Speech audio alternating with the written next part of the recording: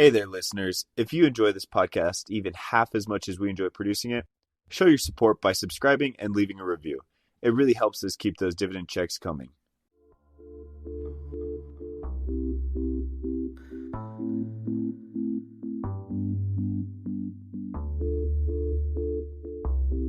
This is Greg Denweiler, and you are listening to another episode of The Dividend Mailbox, a podcast about dividend growth.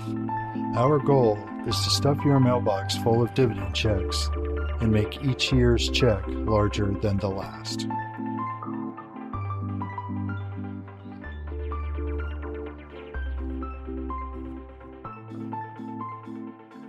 Last episode, we looked at why buying a growth dividend, even though it usually starts at a much lower yield, will most likely, over several decades, create a much greater return. In today's episode, we're going to look at what are some of the characteristics that are common with companies that grow their dividends consistently. So one of the first characteristics that we are going to look at is the moat or competitive advantage. And here, think about the old castle where you have the water around the castle. The theory goes is that it was easier to defend. The moat in a company is sort of the same concept. A lot of times they're brands that have been built over decades, and it's very hard for another company to come in and spend the money to create the same brand awareness to compete. There's several different ways a company can have a competitive advantage. They can be a low-cost producer. They can have technology. They can be a dominant player in a market niche. There's multiple different competitive advantages. However, the point is you want something that makes it harder to compete against. It helps drive the long-term earnings growth, which translates into dividend growth if it's a dividend payer. The second concept that we're going to look at is financial engineering. This is a big one because especially in this environment where you have such low interest rates, companies are putting on debt.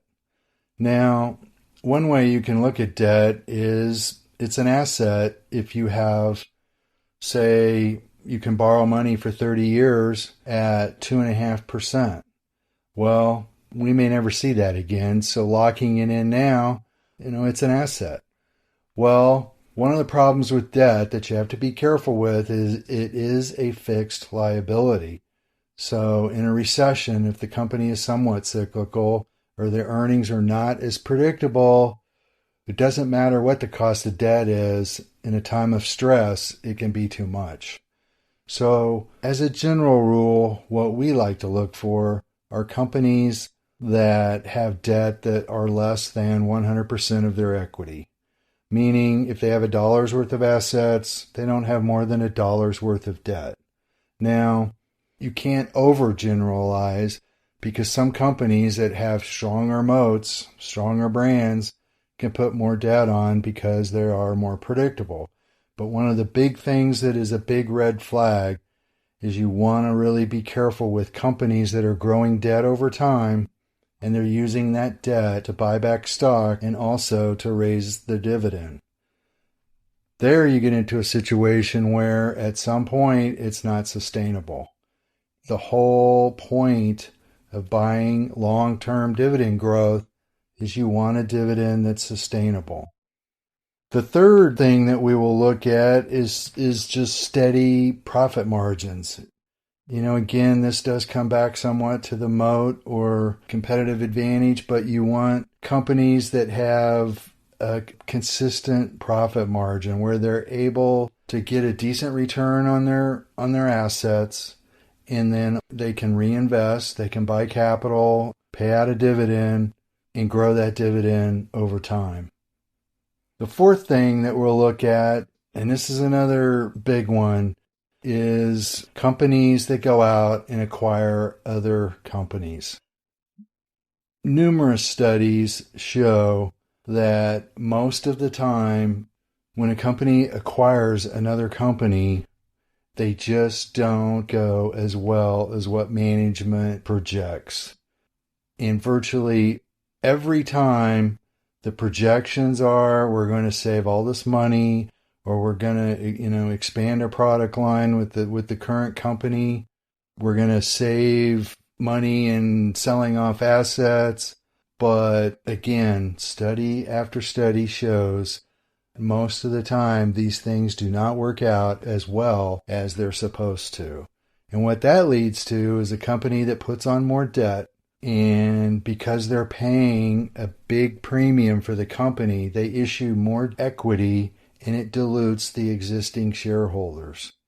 So in that case, it puts stress over time on a company's balance sheet.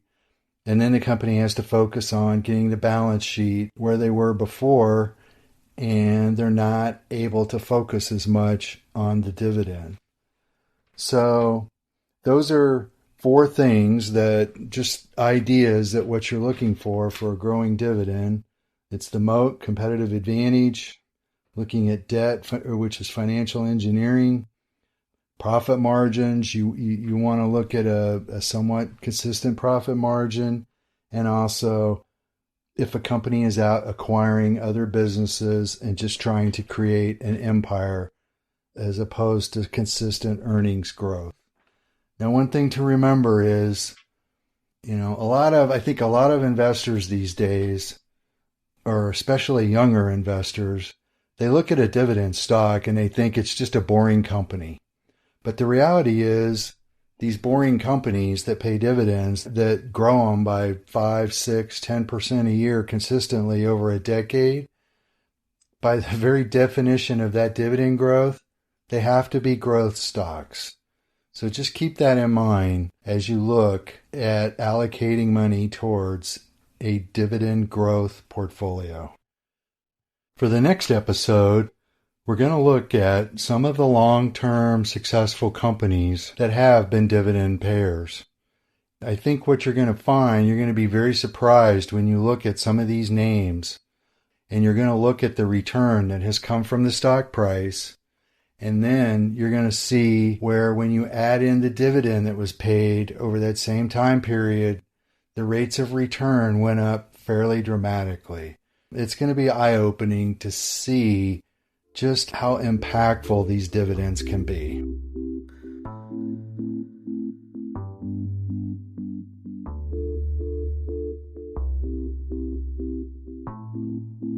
If you liked today's podcast, please leave us a review and follow us on LinkedIn, Instagram, and Facebook. If you would like more information regarding dividend growth or just our style of investing, go to growmydollar.com.